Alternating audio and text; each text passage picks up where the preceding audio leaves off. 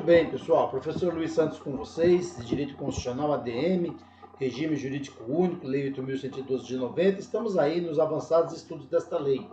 Nosso objetivo aqui é trazer a vocês as perfeitas condições para que vocês possam fazer uma excelente prova dentro dessa lei. A 8.112 de 90 é uma lei federal, também chamada aí de Estatuto do Servidor Público da União, mas que também se estende às autarquias e às fundações autárquicas, tá certo? Desde que a pessoa esteja investida aí num cargo público, exercendo função de confiança ou função comissionada, também vale para os cargos em comissão, enfim.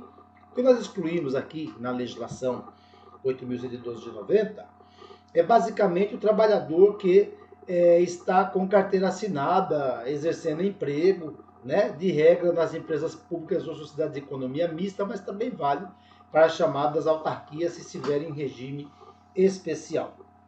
Nos avançados estudos, nós já olhamos aí, por exemplo, pessoal, que o servidor público ele precisa de cumprir algumas exigências para poder ter a investidura, tomar a posse. E também existe ali as regrinhas específicas para ele poder entrar em exercício, Então tem prazo para fixar, tudo coisas que nós já vimos em blocos passados. É importante lembrar que o servidor está sujeito também ao estágio probatório, que embora a legislação fale em 24 meses, já é sedício, já é sabido que o Supremo Tribunal Federal fixou isso em 36 meses ou 3 anos.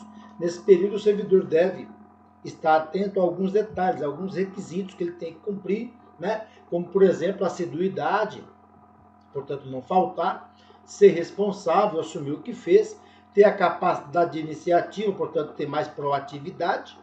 Também ele deve se acautelar no tocante à chamada responsabilidade e ser disciplinado, cumprir ali as regras que estão estabelecidas. Muito bem. Dito isso, pessoal, nós seguiremos aqui nessa análise para lembrar a vocês alguns pontos relevantes aí, da legislação e que, portanto, não podem faltar.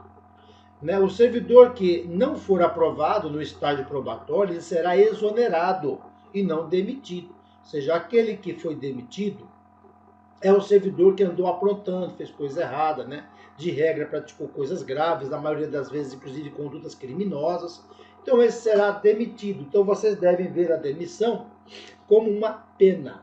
Já a exoneração, não. Então, quando se fala aqui que o servidor público que bombar, que for reprovado no estágio probatório, ele será meramente exonerado, se quer dizer, na verdade, pessoal, que ele não vai sair manchado, que ele não vai ser punido.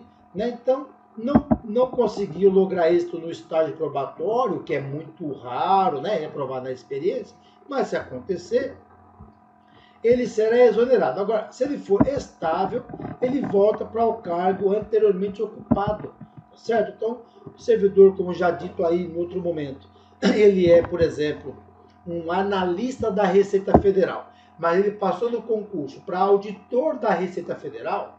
O que ele faz se ele já tiver 3 anos lá na condição de analista, já estável, portanto? Ele pede uma licença sem remuneração para tratar de assuntos particulares, se sujeita ao estágio probatório no cargo que ele passou agora, que é o de auditor. Foi aprovado, ele vai lá depois e pede exoneração definitiva do cargo de analista. Foi reprovado no estágio probatório, então ele pode voltar a ser analista de novo, porque o cargo dele está ali assegurado, desde que ele tenha pedido apenas uma licença. Ele não pediu exoneração, não deu essa bobeira. Pedir exoneração, aí acabou. Não tem mais o cargo, já era, não tem mais condições. Muito bem.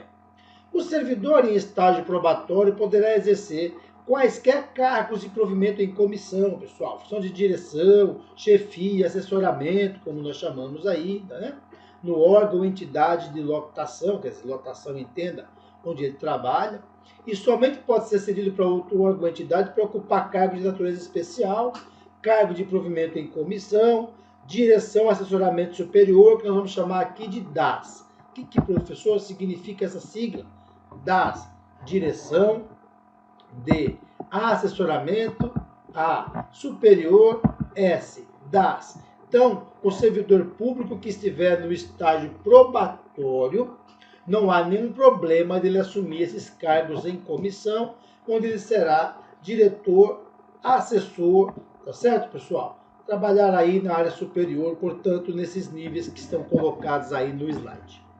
O servidor que estiver em estágio probatório pode ser concedido licenças e afastamentos a eles também. Agora, está lá no artigo 81, nós vamos depois olhar, portanto, que é do inciso 1 a 4. Então, quer dizer, servidor que estiver ainda no estágio probatório, ele não terá todas as licenças. Ele não terá todas as licenças. Então, o que acontece, pessoal? Nós temos algumas licenças que ele não poderá receber. Por exemplo, uma licença para mandato classista, que é para servir ao sindicato. Então, se ele estiver no estágio probatório, ele não receberá a licença do mandato classista. Beleza?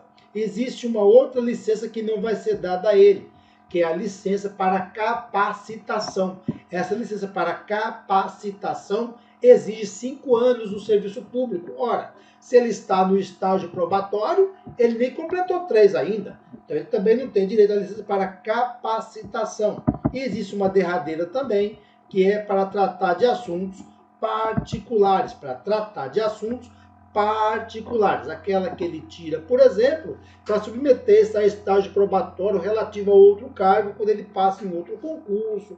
Tá certo? Lembra? Se não der certo lá nesse outro que ele passou, ele pode voltar, né? Ser reconduzido ali para o cargo que ele tinha anteriormente, mas é importante que ele já tenha os 3 anos na casa, porque senão também não será dada essa licença aqui. Aqui fica fácil entender. É só você lembrar do funkeiro conhecido aí, já falecido, que Deus o tenha, Mr. Catra, tá bom? MC Catra, você vai lembrar do MC Catra para te ajudar na prova lá, mandato classista, licença para capacitação e também para tratar de assuntos particulares. Essas licenças, tudo bem? Essas licenças, o servidor que estiver cumprindo estágio probatório não terá direito a essas licenças. Tudo bem, pessoal? Não terá direito a essas licenças. Então, vou colocar aqui um nãozinho para você lembrar que não pode ir no show do Mr. Catra aquelas pessoas que estão ainda começando a vida e tal, né? É isso aí. Bem que não dá nem para ir mais no show do Catra, porque o Catra faleceu também, teve uma doença grave aí, há um tempo atrás, acabou morrendo. Mas eu continuo usando aqui para ajudar os meus alunos a fixar as regras da licença que não serão concedidas durante o estágio probatório. Perfeito, vamos em frente.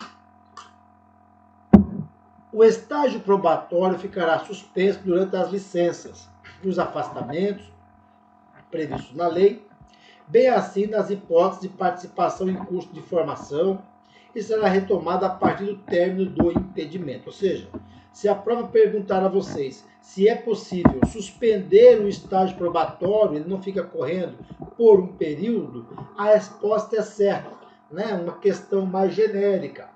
A questão mais específica que quer saber quais são as hipóteses de suspender o estágio probatório, pessoal, aí só lendo mesmo o artigo 83, 84, esses que estão aqui. Acho difícil cair na prova, mas uma leitura sempre é bom. O servidor habilitado em concurso público e empossado em cargo de provimento efetivo adquire a estabilidade no serviço público ao completar 3 anos de efetivo exercício. Então aqui onde está 2, que é evidentemente a redação dada em 1990, ela perdeu força em 1998 com a emenda constitucional 19 de 98. Portanto, a mesma regrinha que nós já tínhamos falado sobre o estágio probatório, nós vamos também aqui colocar sobre a estabilidade, em que você tem que imaginar o seguinte: esse artigo 21, consoante ao tempo para alcançar a estabilidade, foi revogado pelo artigo 41 da Constituição Federal, que eu recomendo você dar uma lidinha aí. Já a parte do estágio probatório, que nós olhamos, né, no bloco passado e fizemos algumas alusões nesse mesmo bloco, não é que houve uma mudança na Constituição, porque a Constituição sequer trata do estágio probatório, tá? Mas o que houve mesmo foi o entendimento do Supremo Tribunal Federal, em 2008, 2009, portanto já faz muitos anos, determinando que o servidor deve cumprir o estágio probatório em 3 anos ou 36 meses. Lá para cá já teve prova aí na banca do Sebrasp, né? E o que foi decidido ali no gabarito é que o estágio probatório tem duração de 3 anos, portanto. Então, fica tudo certo, sem nenhum problema, portanto. Muito bem.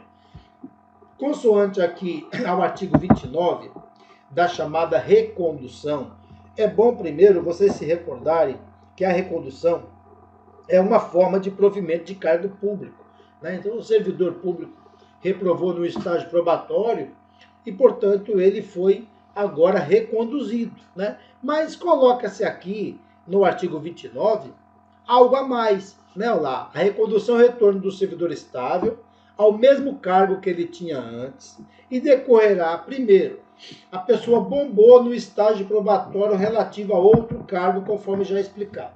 Outra hipótese, reintegração do anterior ocupante. Agora, o que aconteceu aqui, pessoal, nesse item 2 que está aqui na nossa pauta? Um servidor público que foi demitido, perdeu o cargo, acusado de crime, sabe Deus as razões, foi demitido, conseguiu provar a inocência, tá certo? Tanto no campo administrativo pode rolar essa reintegração, como também no campo judicial. Ele provou na justiça sobre a inocência dele, em decorrência disso, ele voltou à atividade. Ele foi, portanto, reintegrado ao mesmo cargo que ele ocupava antes. E aí é importante você saber que, nesse caso, ele vai ser reconduzido. De modo que você tem o instituto da reintegração para aquele que, evidentemente, provou a inocência e voltou, isso também é uma forma de provimento, e você tem aqui o instituto da recondução. Porque o que acontece? Se uma pessoa foi reintegrada, ela vai voltar para o mesmo cargo que ela tinha antes. No entanto, imagine que você está nesse cargo e agora você tem que sair, porque o reintegrado volta para o mesmo cargo que ocupava antes, e aí você vai voltar para o cargo que você tinha antes, se é que você tinha, né? Então você tinha lá o cargo X, foi para X1, né? O ocupante de X1 voltou, você volta para X. Então você está sendo reconduzido em razão do outro servidor que foi reintegrado. São institutos jurídicos diferentes, mas que vocês devem estudar aqui, portanto, em concomitante. Encontrando-se provido o cargo de origem, pode acontecer, você está em X, foi para X1, tá certo? O servidor foi demitido, você foi promovido. O servidor demitido é reintegrado, volta a ocupar X1, você volta para X, tá certo? Mas se X estiver preenchido, né? Fizeram lá um concurso, preencheram X. Então, você vai ser aproveitado em outro cargo. Observado aí o artigo 30. Isso aqui vale também para as máximas constitucionais lá do artigo 41, que é aproveitado em outro cargo, colocado 41 da Constituição, tá? Aproveitado em outro cargo, colocado em disponibilidade, com remuneração proporcional ao tempo de serviço. São fatores que podem ocorrer também, tá certo? Dentro dos estudos que nós fazemos aqui do regime jurídico único e concomitante com regras de direito administrativo, com regras de direito constitucional. É isso. Perfeito. O retorno à atividade de servidor em disponibilidade far-se-á mediante aproveitamento. Então, o servidor está em disponibilidade porque o cargo dele foi extinto, foi transformado, né? Ou o eventual ocupante da vaga voltou e você tem que ser reconduzido, mas não dá para reconduzir porque já tem alguém no seu cargo e você fica em casa ganhando sem trabalhar, em disponibilidade. Mas, a hora que vagar um cargo, você é chamado de volta. E esse chamado de volta chama-se aproveitamento, ok? Vai ser recolocado em atividade, né? Se no teu cargo, o teu cargo já era, não tem mais, vão chamar para um parecido, com atribuições, né? Evidentemente compatíveis com aquele cargo que você tinha antes, para que não tenhamos surpresas desagradáveis, portanto. Bom, por força do artigo 31, o órgão central de sistema de pessoal civil, nós vamos chamar aqui de CIPEC, né? O CIPEC, vou tentar escrever aqui, o meu mouse é meio rebelde, mas às vezes ele me atende. Ok. CIPEC é o quê, pessoal? É Sistema Integrado de Pessoal Civil. É como se fosse, a bem da verdade, uma outra maneira de falar o RH, Então você tem que imaginar que existe o Departamento de Recursos Humanos, só que aqui na esfera federal chama-se CIPEC, né? Sistema Integrado de Pessoal Civil, e esse órgão central de pessoal civil, CIPEC, determinará o imediato aproveitamento de servidor em disponibilidade em vaga que vier a ocorrer nos órgãos das entidades da ADM Pub Federal. Tá certo? Que nos interessa aqui a administração pública federal. Seja para falar da União, seja para falar das autarquias ou das fundações autárquicas, desde que sejam federais, está valendo. Ok? Então a ideia central aqui, que eu quero deixar vocês muito por dentro, é que existe, né, um Departamento de Recursos Humanos, um RH, que aqui chama pela sigla CIPEC, esse Sistema Integrado de Pessoal Civil, que vai fazendo, digamos assim, uma espécie de controle, né, uma listagem, digamos assim, daqueles servidores públicos federais que estão em casa, ganhando, sem trabalhar, que estão em disponibilidade, seja porque o cargo foi extinto, porque o cargo foi transformado, ou porque o anterior ocupante da vaga voltou para o cargo que tinha antes e não tinha onde colocar esse servidor que está lá ocupando. Então, é possível ocorrer esses fenômenos aí, lembrando sempre que o RH ele vai, tá certo, chamar de volta esse servidor para ele trabalhar quando aparecer um cargo evidentemente compatível. Está aqui no parágrafo único, nas hipóteses do 3º do 37, o servidor posto em disponibilidade poderá ser mantido sob responsabilidade do órgão central do sistema de pessoal civil da ADM Federal, que é esse tal de CIPEC, né, que já tinha escrito aqui em cima, esse Sistema Integrado de Pessoal Civil, até o adequado aproveitamento em outro órgão ou mesmo em outra entidade. Então, até que aconteça isso, o servidor está em casa, ganhando sem trabalhar, que é o que nós chamamos de disponibilidade, mas não é dizer que é um oba-oba, que ninguém está de olho nele, ninguém está sabendo o que está acontecendo, ele está livre, leve e solto.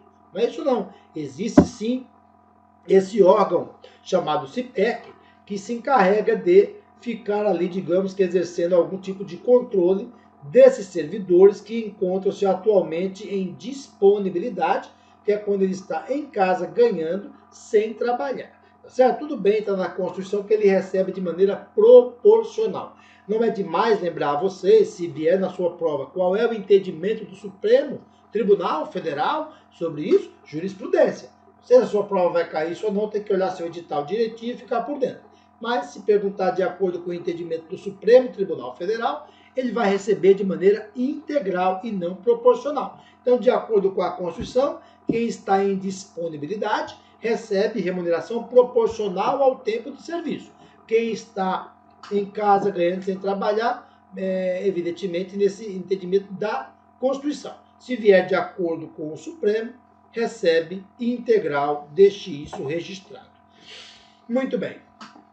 Será tornado sem efeito o aproveitamento e cassada a disponibilidade se o servidor não entrar em exercício no prazo legal, salvo doença comprovada por junta médica oficial. Ou seja, o servidor está em casa, ganhando sem trabalhar, em disponibilidade, será chamado, no chamado aproveitamento, vai ser aproveitado. Se ele não voltar, ele então terá a sua disponibilidade cassada. Cassação, professor, não é punição? É punição. É punição, né? É punição, a não ser que ele prove lá por junta médica que ele não está muito bem de saúde, está enfrentando alguns problemas, comprovado sempre por junta médica, tudo bem. Mas se não, ele vai, evidentemente, ter que voltar. E uma das consequências, quando não volta, galera, é que perde a disponibilidade de maneira punitiva, uma cassação. Tá em casa ganhando sem trabalhar, agora não vai ganhar mais nada e vai ser punido, portanto. Então é uma previsão, evidentemente, tanto da legislação como da Constituição, o Instituto da Disponibilidade, mas que aqui, no caso concreto, vocês precisam ficar por dentro que existe penalidade para o servidor ativo. Ele pode ser demitido, suspenso, multado, advertido, e pena para o servidor inativo, que é aquele que já se aposentou ou que está em casa ganhando sem trabalhar em disponibilidade e que poderá eventualmente perder essa disponibilidade pelo estudo da cassação. Tudo bem? Quando chegarmos no ponto de estudo das chamadas penas disciplinares, nós vamos conhecê-las lá, ó. Mas eu vou aqui cantando para você. Tem advertência, tem suspensão. A suspensão pode ser convertida em multa, dependendo da conveniência. Tem demissão, tem cassação de aposentadoria ou cassação de disponibilidade. E tem também a chamada destituição, tanto do cargo em comissão como da função comissionada, certo? Mas chegaremos lá oportunamente, vamos devagar aí com andor. Só espero que vocês estejam conseguindo assimilar aí esses conhecimentos, é o nosso objetivo, portanto. Perfeito, e chegamos aqui, galerinha, nas hipóteses de vacância do cargo público, né? Então, as hipóteses de vacância já foi dito aí no primeiro bloco de aula, né? Numa abertura mais, digamos que genérica da matéria.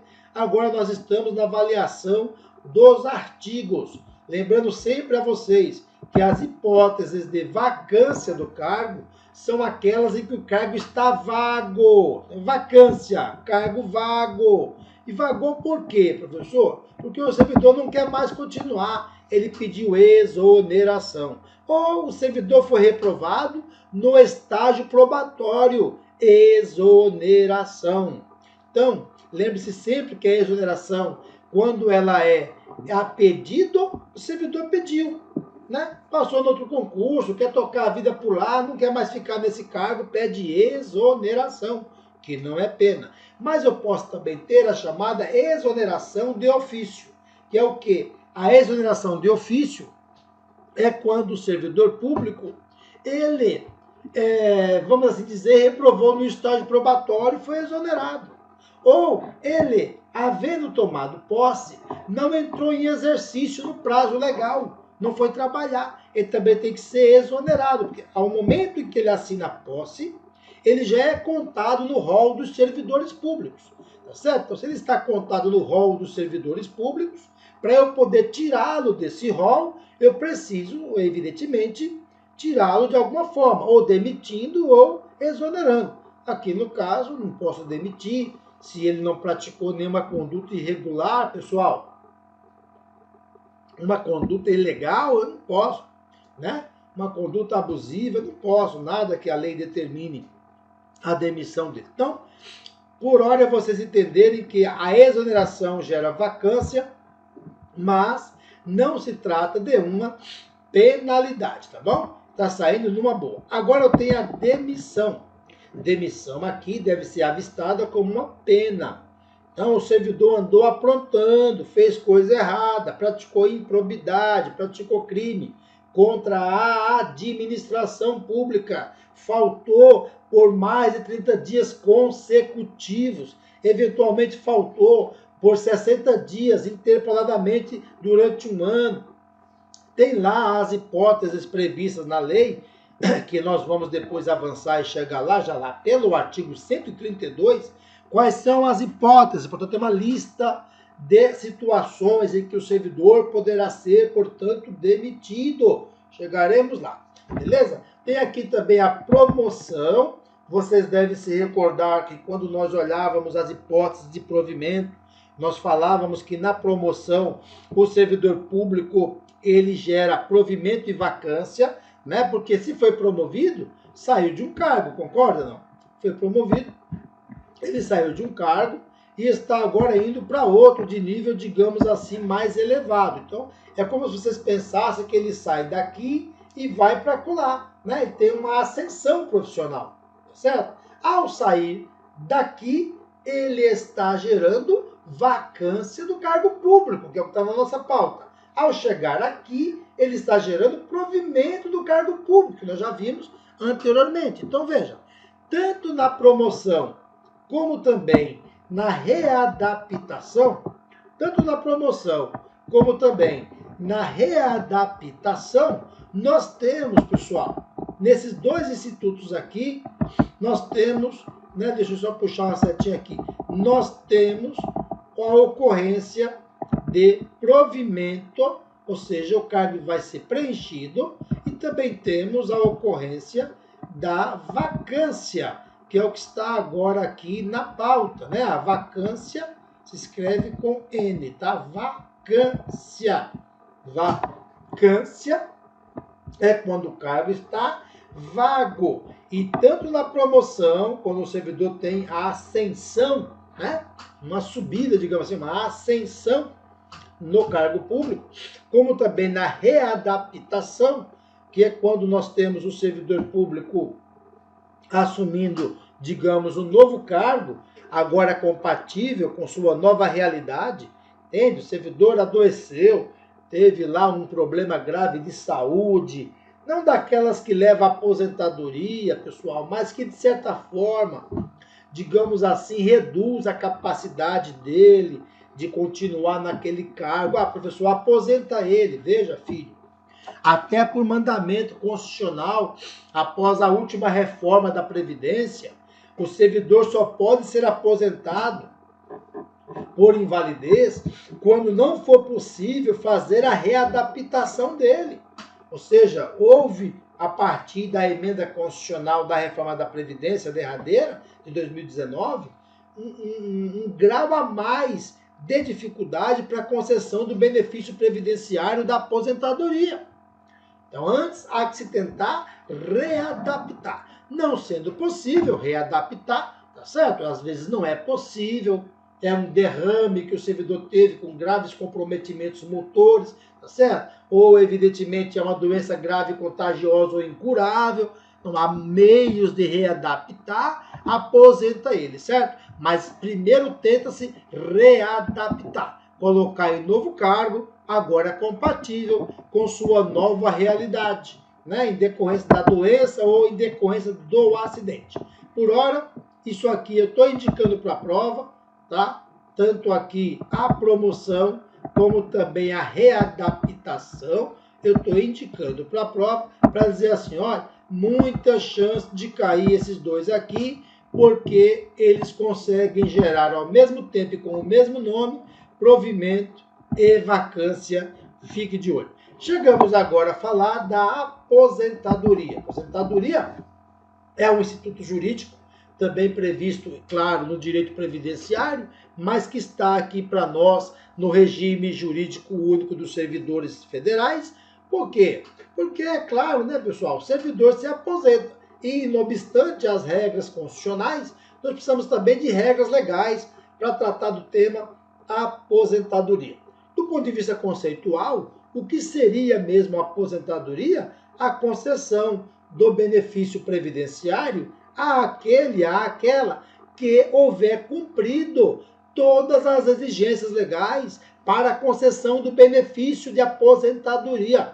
Lembrando vocês que nós temos essas regras, inclusive para a aposentadoria compulsória, tá certo? A compulsória é aquela que o servidor vai ter que se aposentar, queira ele ou não queira. Ou seja, a ideia da aposentadoria, que pode ser tanto a aposentadoria, né, espontânea, pediu evidentemente para se aposentar, porque já cumpriu as exigências legais, ou também pode ser essa compulsória, queira ou não queira, completou 75 anos de idade, vai ter que parar. Lei 152 de 2015, tá certo? É uma lei que complementa também essa que a gente está cuidando aqui. Quem for de carreiras especiais, por exemplo, policiais, vão se aposentar na compulsória aos 70 anos. Por isso, quando vocês chegarem no estudo do direito constitucional, vocês verão que lá tem a aposentadoria compulsória aos 70 ou aos 75 anos de idade, por conta de nós termos aposentadorias para servidores especiais, por exemplo, policiais, que vão se aposentar compulsoriamente aos 70, e, evidentemente, quem não estiver aí na lista dos especiais, vão se aposentar compulsoriamente aos 75 anos de idade.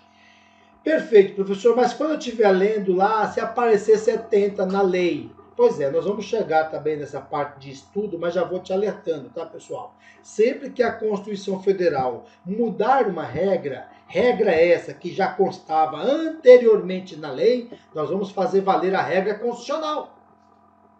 É como vocês imaginassem que a Constituição é a norma superior, é a norma suprema. O que a Constituição disser, as leis terão que se curvar. certo? Sejam aquelas que forem produzidas posteriormente, né, à Constituição ou suas emendas, e já aquelas que são anteriores à Constituição e suas emendas, meramente quando se está estudando, se faz as devidas adequações.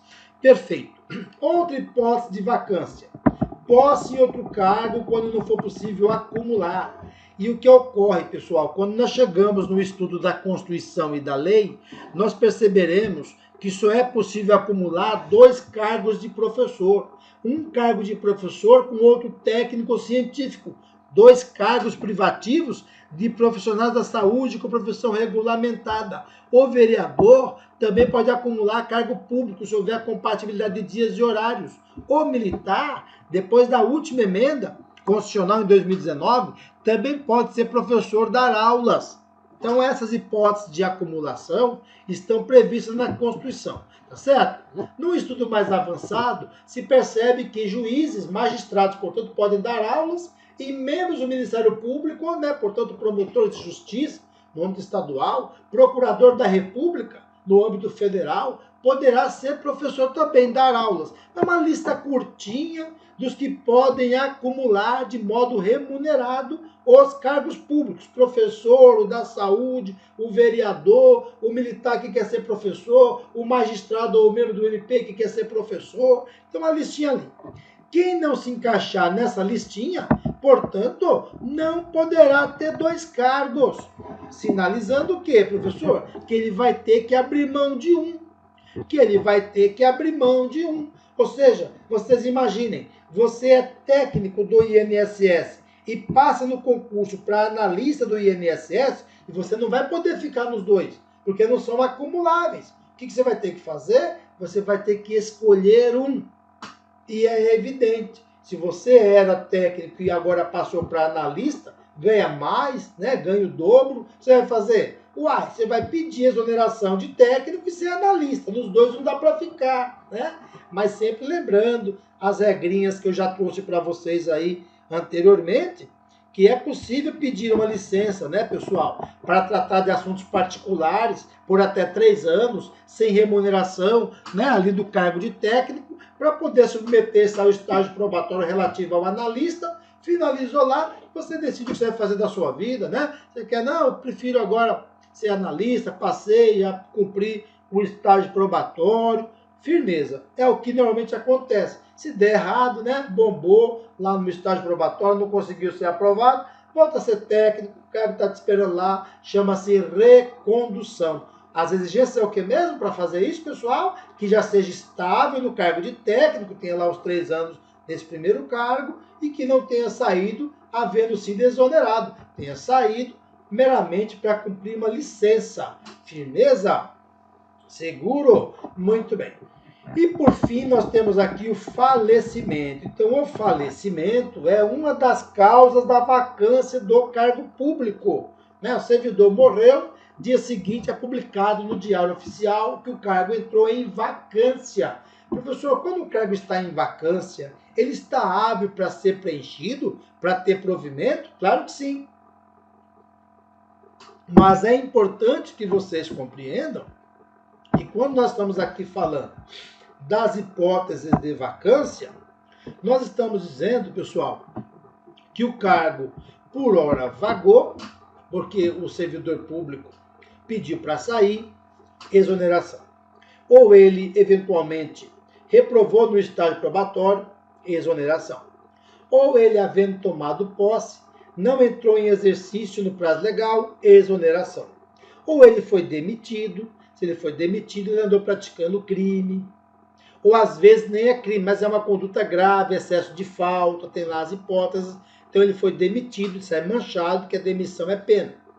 Ou ele foi promovido, saiu de um cargo de menor estatura, né, ascendendo a um cargo de maior estatura, gerando vacância e provimento ao mesmo tempo, né, porque a promoção consegue isso. Sai daqui pela promoção, chega no outro pela promoção. Readaptação. O servidor agora vai ser colocado em novo cargo compatível com sua nova realidade, por doenças ou acidentes. Evidentemente que, quando não for possível readaptar, vai aposentar, mas é importante fazer a tentativa aí da readaptação. gerando provimento e vacância ao mesmo tempo e com o mesmo nome. Servidor cumpriu as exigências previstas na legislação, tem direito à aposentadoria, então esse está aposentado, o cargo vagou. Posse em outro cargo inacumulável, né? Nós falamos aqui quais são as hipóteses dos cargos acumuláveis previstos na Constituição e na lei. Falamos da saúde, falamos dos professores, falamos do vereador, falamos do militar, que pode ser professor também agora, falamos do magistrado, do membro do MP, que pode também acumular com o magistério, e por fim, o falecimento, o servidor faleceu, o cargo vagou automaticamente. Seguro? Bora agora fazer questões, ficar aí por dentro de como vem na prova. As questões, portanto, são importantes para evoluir no concurso, treinando, portanto, aí, beleza. Nos termos da Lei 8.112/90, especialmente no que tange a nomeação e a posse, julgue os itens a seguir.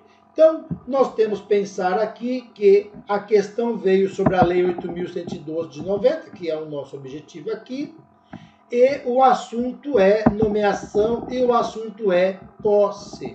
Ou seja, o que o examinador está já deixando claro para o candidato no concurso, que a pergunta que vem a seguir vai cuidar de dois institutos jurídicos previstos na Lei 8.112, qual seja a nomeação, para quem está chegando agora, e a posse, que é aquele documento que deve ser assinado. Lembra, pessoal? Que a posse é a assinatura do termo onde constam as responsabilidades, as atribuições relativas ali ao cargo ocupado. Beleza. Vamos à questão. A nomeação só poderá ocorrer para cargos efetivos. Lembrando você, se não assistiu blocos anteriores da minha aula, que eu sempre peço aos meus alunos para dar um break, né, para dar um freio aí no vídeo, quando vamos fazer questões, tentar responder a questão sozinho, depois daí, né, um play para funcionar de novo e ver qual é a resposta que eu dei e, é claro, os comentários que eu faço a respeito dessas questões. Então, vamos lá. A nomeação só poderá ocorrer para cargos efetivos. Resposta errada.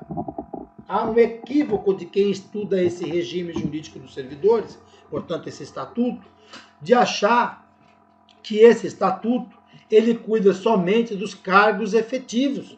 É um erro. Ele cuida também dos cargos em comissão, das funções de confiança e das funções comissionadas. O que está fora desse regime jurídico único do servidor é apenas o emprego público.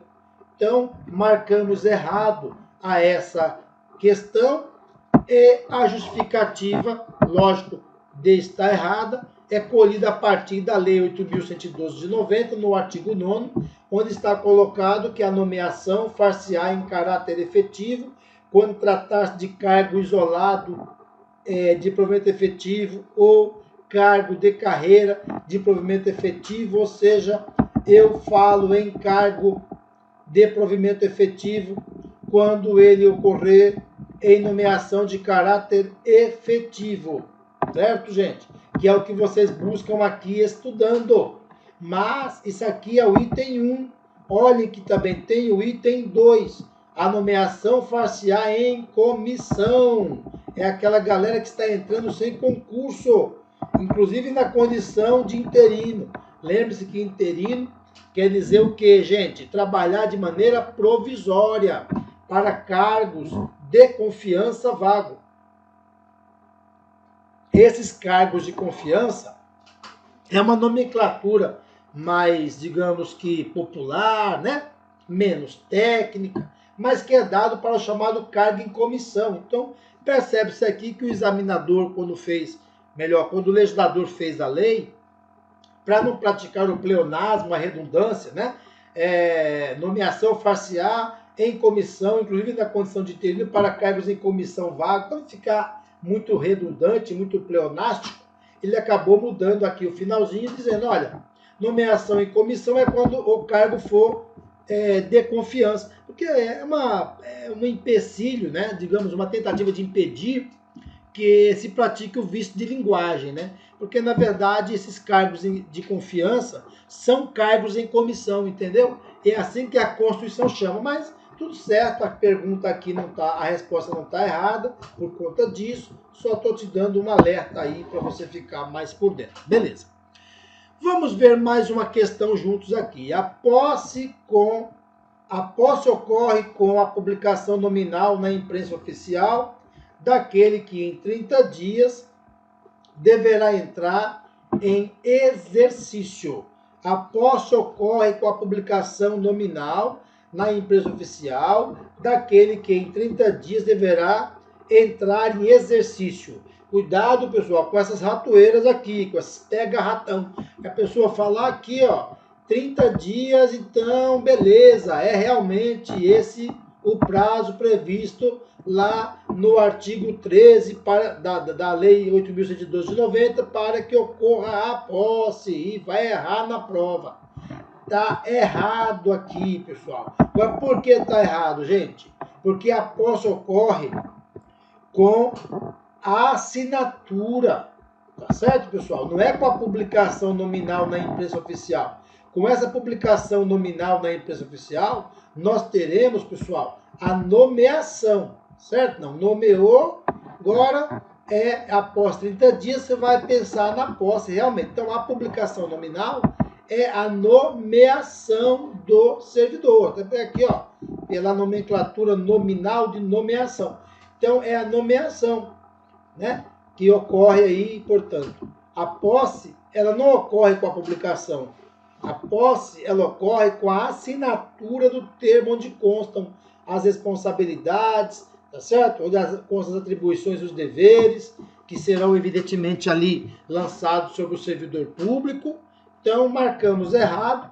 Partimos agora para a justificativa da nossa resposta, né? Então, a Lei 8.112 de 90, lá pelo artigo 13, diz que a posse dar-se-á pela assinatura do respectivo termo, no qual deverão constar as atribuições, os deveres, as responsabilidades e os direitos inerentes ao cargo que vai ser ocupado, portanto, a partir dessa assinatura. Lembrando sempre que depois que toma posse, havendo sido nomeado para o cargo, ele deverá entrar em exercício em 15 dias, né? Nós já olhamos isso aí no outro momento. Tem lá também as variações que devem ser observadas, mas digamos que seria essa, portanto, a regra, ok?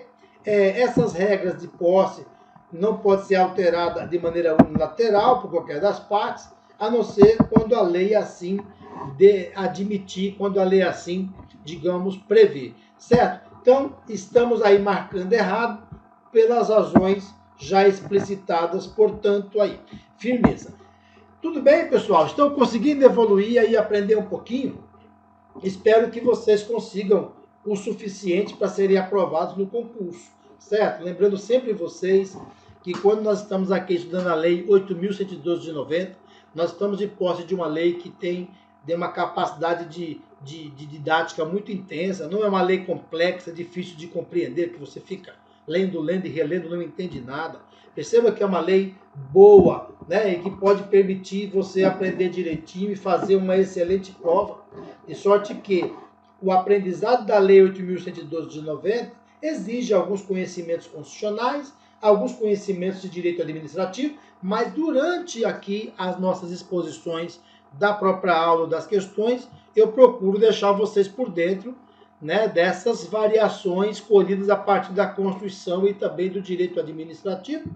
Lembrando a vocês que o concurso vai fazer a mesma coisa.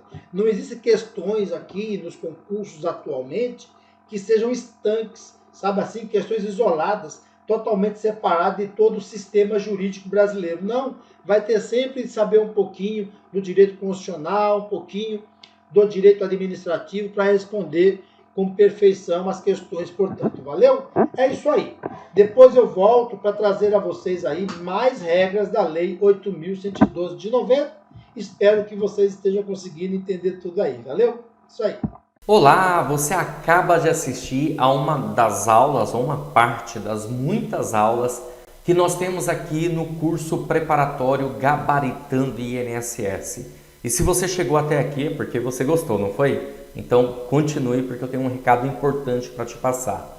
Nós aqui do Vencendo Concursos montamos o curso online preparatório completo para você ser aprovado nesse concurso do INSS, é o Gabaritando INSS. Eu quero aproveitar e passar para você quais são as vantagens do curso preparatório. Primeiro, você vai ter acesso imediato.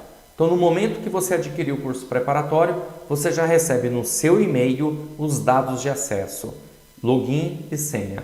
Você também terá acesso ilimitado, ou seja, você poderá assistir às aulas quantas vezes você quiser. E o curso terá um prazo de 1 ano para você estar acessando, ok? Você terá no curso teoria e questões comentadas. Aliás, são centenas de questões comentadas pelos nossos professores. Além disso, material em PDF, que vai ficar disponível para você. E eu sempre gosto de lembrar que o nosso foco aqui são aulas em vídeo, mas o material em PDF são os slides para você acompanhar. Acredito que fique bem assim como um apoio. E você vai fazer parte de um grupo do WhatsApp para receber notificações, atualizações do curso, tá certo? E além disso, gente, ó, 3 grandes bônus. O primeiro, caderno de questões, que são questões gabaritadas que você consegue baixar aí na plataforma e resolver essas questões. Porque aqui nós acreditamos que não basta ter somente as aulas, você precisa exercitar, treinar, e a melhor forma disso é por meio de questões.